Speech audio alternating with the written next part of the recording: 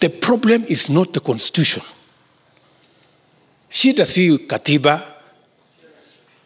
shida ni uongozi. That's the problem. And that's what we need to sort out. There must not be losers in Kenya. We can all become winners if we listen to one another.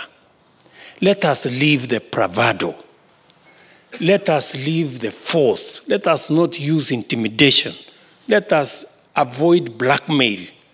Let us find a mechanism where Kenyans can sit down together as brothers and sisters and hammer out a path that leaves nobody behind and excludes no one.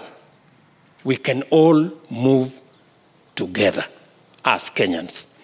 And it is possible for us, even in a competition, to make the competition about issues, about our economy, about to make Kenya better, and avoid dividing people along ethnic or other unnecessary lines. It is possible for us to have that structure. And I want to persuade leaders in our nation that there is and there exists a real possibility for all of us to come together and to hammer out an agreement that is not selfish, an agreement that brings everybody on board and creates a path for Kenyans to work together.